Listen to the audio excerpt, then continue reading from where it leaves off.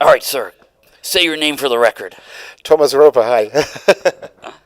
All right, no. So Tom, he's a really cool guy. He's one of the journalists that's been in Ukraine when we went, and super cool guy. I'll put a link to his publication or channel. Do you have a channel? Oh, I have my side. Okay, I'll put a link to his site on, and we were just talking about something rather funny because I saw it today. I took a photo of it, and he mentioned to me the same thing, and we both started laughing about it. And the thing that he mentioned is like, hey, you know they have KFC here? And I was like, or he said, you know they have. What? KFC, I said KFC, yeah. Yeah. And I was like, well, it's like KFC. And he says, what did you say? It's CFC and it's the same shit. It's really, I was in there. They have, because of the sanctions, the Western companies are not allowed to work on Crimea. So, and that's why KFC isn't here. But they have no problem. They made CFC exactly the same design and even the same food. I was in there. It's just really the same shit. It's just funny. Yeah, so I had actually heard from a source that McDonald's in Russia, they were going to rebrand everything but keep everything the same and just call it a different name, and that would be that. Because, I mean, look, let's be real here. These companies are not going to be losing millions and millions and millions of hundreds of millions of dollars probably just to be woke. So they're trying to look like they're being woke, but they're not actually really doing what they say that they're actually going to do. Do you agree with this? Well, I don't know. I've seen how much money they make here. The problem is how big is the pressure on them. But the Russian government said if they really go, then they will just, the Russian government will run the business.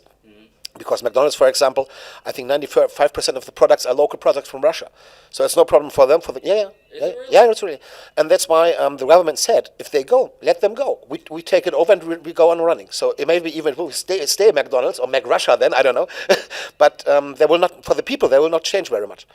Okay. Actually, somebody showed me a meme the other day.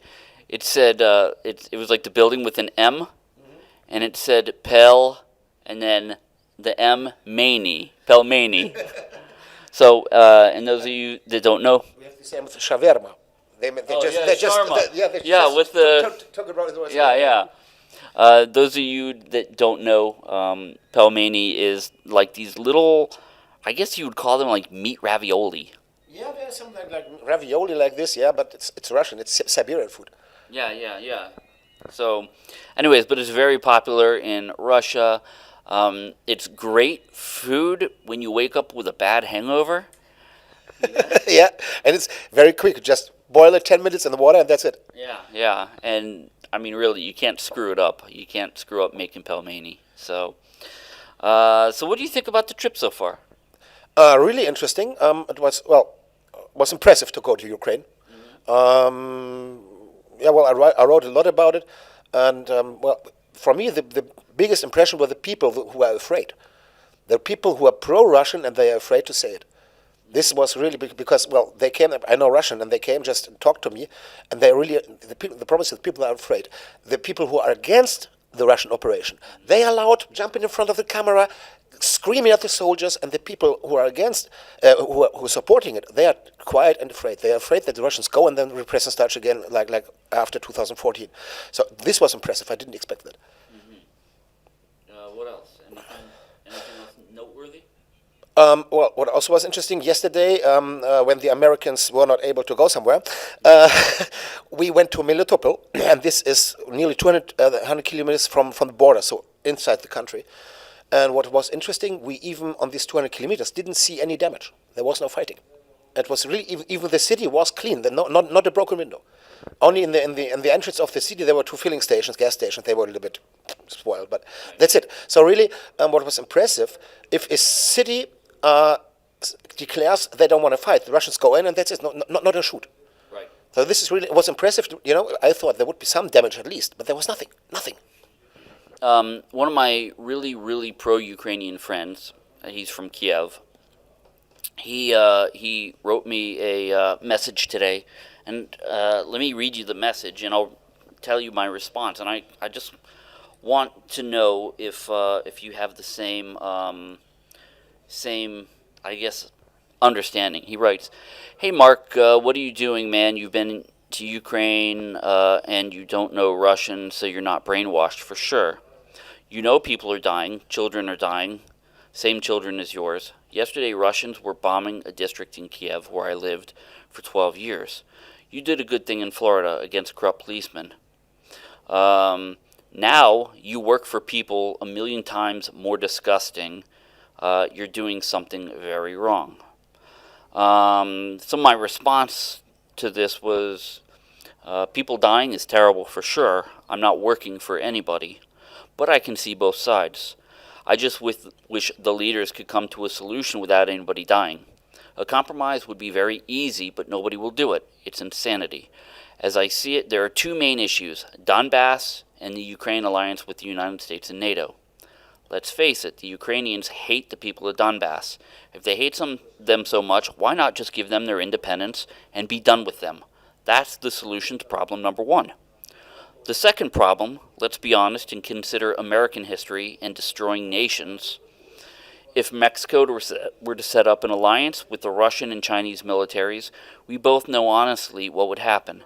It would make the operation in Ukraine look amateur in comparison.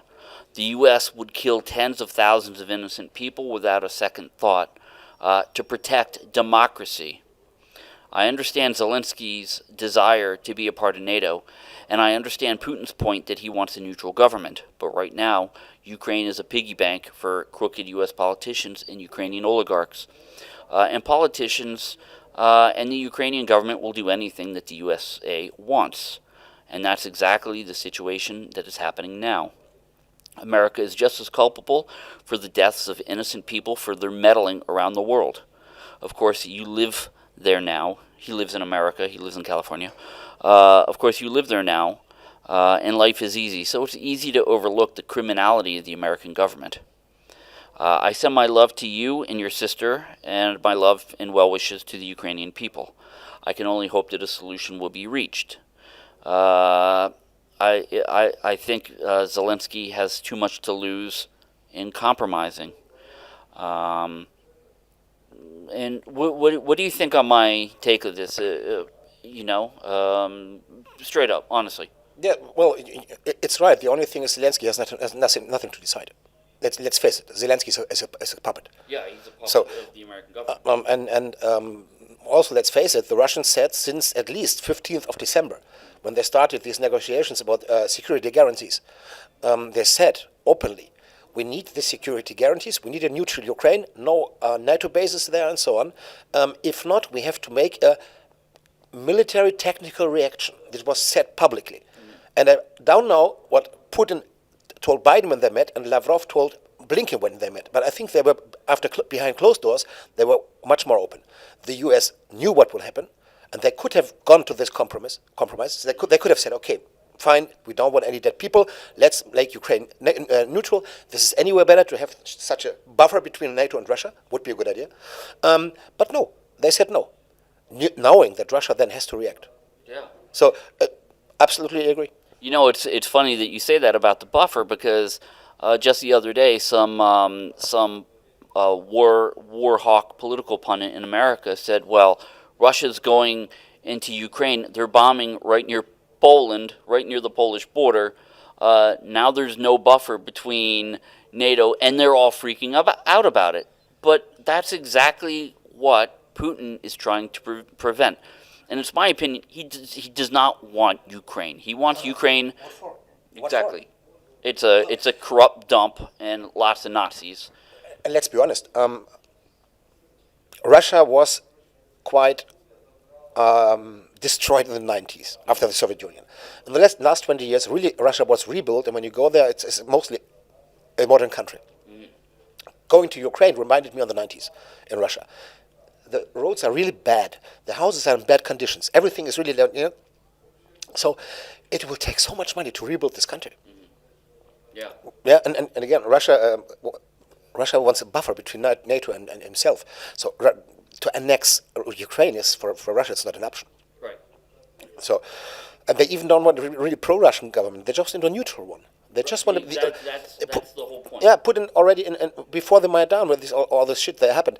What did Putin say? Let Ukraine be a bridge between Russia and Europe. Yeah. And what did the West say? No, we have this association agreement, and Ukraine, you have to decide with us or against us, like the West always does. And here's the result. Well, that's the problem with the American mentality in government is it's if you're not with them, then you have to be against them. And this is why they've gone into so many different countries around the world and destroyed, dozens of countries and killed hundreds of thousands of people. Millions of people. Only Iraq is 600,000 at least. Yeah. And we don't mention here Syria with 500,000. We have Libya. So even in the last 10 years or 20 years, far more than 1 million people died by the American government. Let's be honest. So it's interesting to be able to see this. When you're living over here and you're a foreigner, it makes it a lot easier to understand what's actually happening. And I think that the American people are so brainwashed by the American media. I mean, Jesus Christ, it's bad what the American media is doing. Not only the American. What I'm doing on my side is, one of the things I'm really looking at the German media and showing with original sources where they are lying. And now, since this conflict has started, I don't read German news anymore because they are just propaganda, just emotions, and no information. There's no information in it. That's the funny thing. It's just propaganda. Propaganda, what is propaganda? It's making people emotionally. So right now they are saying in the West only Putin is devil, Russia is devil, this is emotions. Yes. Yeah, they're bombing kids, whatever. It's emotions, no information. It's propaganda. When the media start to push on your emotions, it's propaganda. They have this in mind. Yeah. Now, what language is your site written in? German. Oh, it's in German. I'm writing in German, yeah. All right. Well, you can go on and you can use Google Translate to translate his content. It works pretty well. All right, guys. John Mark Dugan here, and that is it for our interview. He's a fantastic guy. I'll put the link to his site in this video. Bye-bye. All right. See you guys.